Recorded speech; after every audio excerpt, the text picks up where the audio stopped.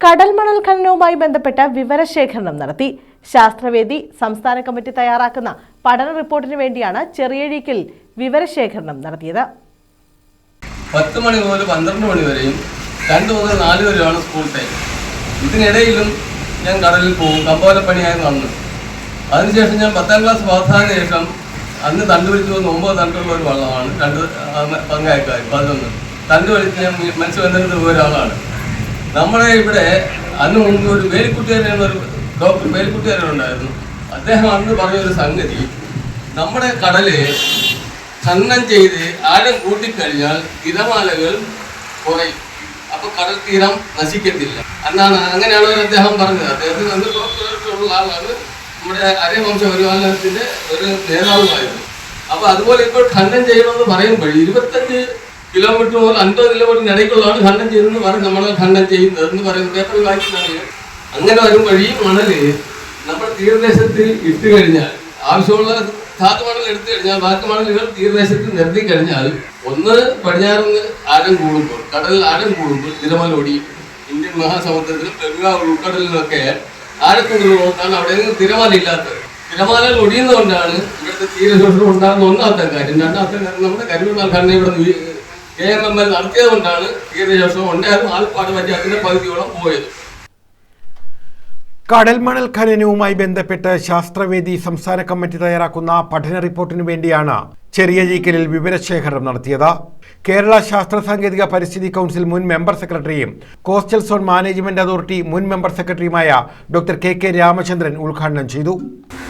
അതിനുശേഷം ഇത് കോർഡിനേറ്റ് ചെയ്യണം മറ്റ് നിർദ്ദേശങ്ങളൊക്കെ പിന്നെ അതിനുശേഷം ആ മന്ത്രിസഭ തന്നെ എല്ലാ ക്യാബിനറ്റിലും ഇവിടുത്തെ പുരോഗതി അവലോകനം ചെയ്യുക.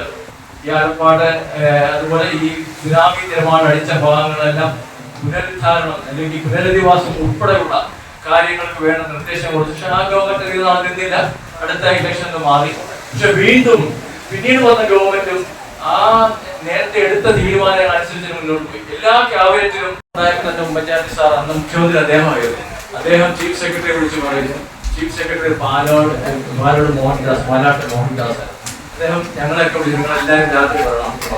ഞങ്ങളൊക്കെ ആ രാത്രിയിൽ ഓഫീസിൽ ഇരുന്നവരാണ്. ഇത് കോർഡിനേറ്റ് ചെയ്യാൻ വേണ്ടി കളക്ടർ ഉൾപ്പെടെയുള്ള മറ്റു ഉദ്യോഗസ്ഥന്മാർക്കെല്ലാം വേണ്ട നിർദ്ദേശങ്ങൾ അന്ന് അർദ്ധരാത്രിയിലാണ് ക്യാബിനറ്റ് മന്ത്രിസഭയുടെ പ്രത്യേക യോഗം ചെയ്യുന്നത്. അന്ന് അർദ്ധരാത്രിയിലാണ്. അതിന്റെ കാര്യം എന്ന് പറഞ്ഞാല് മുഖ്യമന്ത്രി എന്തോ ഒരു ഔദ്യോഗിക ഇതുമായിട്ട് ബന്ധപ്പെട്ട് എറണാകുളത്തും. ശാസ്ത്രവേദി ജില്ലാ പ്രസിഡന്റ് സജീന്ദ്രൻ ചൂർനാട് മോഡറേറ്ററായിരുന്നു. വിമലൻ, അഡ്വക്കേറ്റ് PA ശ്രീകുമാർ, ബെൻസി ജെറോം തുടങ്ങിയവർ വിവരങ്ങൾ ശേഖരിച്ചു. R രാജശേഖരൻ, ഉല്ലാസ്, ദാസൻ, ദേവദാസൻ, വരുൺ ആലപ്പാട്, അബ്ദുൾ സലാം, ബാബു, രാജപ്രിയൻ, വിഷ്ണുദാസ്, ഷിജി, കാർത്തിക് സുരേന്ദ്രൻ, G ബിജു, അബ്ദുൾ സത്താർ, ടോമി എബ്രഹാം, ഫിലിപ്പ് മാത്യു തുടങ്ങിയവർ പങ്കെടുത്തു.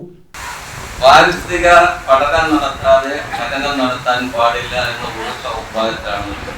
മാത്രമല്ല, ഈ പഠന റിപ്പോർട്ട് പുറത്തു വന്ന് ആ ഗവൺമെന്റ് സെക്രട്ടറി തന്നെ പറയുന്നു ഇത് വരുന്ന ഒരു 3-4 വർഷക്കാലത്ത് നടപ്പാക്കാൻ കഴിയില്ല എന്ന്. ആ ഗവൺമെന്റ് സെക്രട്ടറി തന്നെ വാർത്താ ചാനലുകൾക്ക് നൽകിയ അഭിമുഖത്തിൽ പറഞ്ഞു. ഒരു ആശങ്കയുണ്ട്. പ്രത്യേകിച്ച് ഈ ആലപ്പാട് പ്രദേശം, തീരപ്രദേശം ജനങ്ങളുടെ ആശങ്ക നേരത്തെ ഇവിടെ ആരോ സൂചിപ്പിച്ച പോലെ KMMLന്റെയും IR-യുടെയും ഖനനം മൂലം ഈ പ്രദേശത്തെ ജനങ്ങൾക്കുണ്ടായ പാരിസ്ഥിതികമായ വിഷയങ്ങൾ അവരുടെ മനസ്സിൽ ഇങ്ങനെ നിൽക്കുകയാണ്. അത് നിൽക്കുമ്പോഴാണ് ആഴക്കടൽ മണൽ ഖനനം എന്ന പുതിയ പദ്ധതിയുമായി ഗവൺമെന്റ് വരുന്നത്. പാരിസ്ഥിതികമായി ഈ പ്രദേശം തന്നെ ഇല്ലാതാകും എന്നുള്ള കാര്യത്തിൽ യാതൊരു തർക്കവും. News bureau, Karunagappally.